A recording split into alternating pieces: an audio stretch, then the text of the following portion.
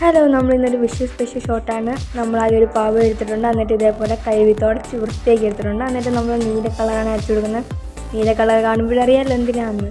നമ്മളൊരു കുഞ്ഞ് നല്ല ക്യൂട്ടി കൃഷ്ണനെയാണ് ഉണ്ടാക്കാൻ പോകുന്നത്. നമ്മൾ മൊത്തത്തിൽ നീല കളർ അടിച്ചു കൊടുത്തിട്ടുണ്ട്. ഇത് ഡാൻസ് കളിക്കുന്ന ഒരു പഴയൊരു പാവ ഇവിടെ കളഞ്ഞതാണ്. അതുകൊണ്ട് കാലൊന്നുമില്ല. അന്നേരം താഴെ ഒരു കമ്പ് പോലത്തുള്ളൊരു സംഭവമായിരുന്നു. അത് ഞാൻ എടുത്ത് കളഞ്ഞ് എന്നിട്ട് ഒരു കാല് വെട്ടി തയ്ച്ച് വെച്ചതാണിത്.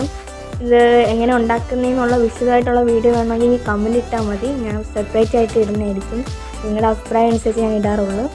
അന്നേരം നമുക്കിനി ഇത് രണ്ട് കാലും കൊണ്ട് ചേർത്ത് വെച്ച് തുന്നി തയ്ച്ചു കൊടുക്കാം. എന്നിട്ട് നമുക്ക് ആ പാവയ്ക്കകത്ത് വെച്ച് തയ്ച്ചു കൊടുക്കാം. ഇതേപോലെ വീഡിയോ കാണുന്ന പോലെ നമുക്ക് പാവയ്ക്കകത്ത് വെച്ച് സൂചി നൂല് വെച്ച് തന്നെയാണ് ഞാൻ തയ്ച്ചു കൊടുക്കുന്നത്. പെട്ടെന്ന് എടുത്തൊരു വീഡിയോ ആണ്. അതുകൊണ്ട് പെട്ടെന്ന് എല്ലാ ചടപടയെന്ന് പറഞ്ഞാണ് തീർത്തത്. ലോങ് വീഡിയോ ഒന്നും എടുത്തില്ല, ഷോർട്ടായിട്ട് തന്നെ ഇടാമെന്നാണ് വിചാരിച്ചത്. പിന്നെ ഞാൻ ഒറ്റയ്ക്കാണ് ക്യാമറയും ഇതൊക്കെ ചെയ്യുന്നതെല്ലാം ഒറ്റയ്ക്കാണ്. രണ്ട് കൈ വെച്ച് തന്നെ ഇങ്ങനെ അഡ്ജസ്റ്റ് ചെയ്തൊക്കെയാണ് തന്നെ ചെയ്തത്. അതുകൊണ്ട് വീഡിയോ എടുത്തതിന് വല്ല മിസ്റ്റേക്കൊക്കെ ഉണ്ടെങ്കിൽ ക്ഷമിക്കേണ്ടതാണ്.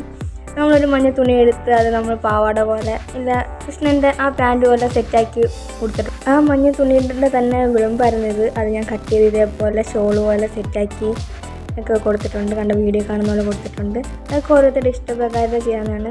പിന്നെ നമ്മൾ ഈ പാവയുടെ തലമുടി വെള്ള കളറായിരുന്നു. അത് ഞാൻ ബ്ലാക്ക് കളർ അടിച്ചതാണ്. അടുത്തായിട്ട് നമ്മൾ മയിൽപ്പീലിയാണ് വരച്ചുകൊണ്ടിരുന്നത്. അതിൻ്റെ ഇടയ്ക്ക് പറ്റിയ പണിയാണ്. ഇതുണ്ടോ, കുപ്പി രണ്ടായിട്ട് പിളർന്നു പോയി. എന്തോ ചെയ്യാനാണ്, കൈ കൊണ്ടുള്ള ഫൈറ്റിന് നമ്മൾ ഇതേപോലെ മയിൽപ്പീലി വരച്ചിട്ട് അത് കട്ട് ചെയ്തെടുത്തതാണ്. പിന്നെ പേപ്പർ ചുരുട്ടിയെടുത്ത് കളറടിച്ചാണ് നമ്മൾ ഓടക്കുഴൽ. എങ്ങനെയുണ്ട് നമ്മുടെ ടോട്ടൽ കൃഷ്ണൻ്റെ ലുക്ക്? കൊള്ളാമോ? കൊള്ളാം. ഈ കമൻറ്റ് ഇടാൻ മറക്കല്ലേ. അപ്പോൾ എല്ലാവർക്കും എൻ്റെ ഹൃദയം നിറഞ്ഞ വിഷുവാശംസകൾ.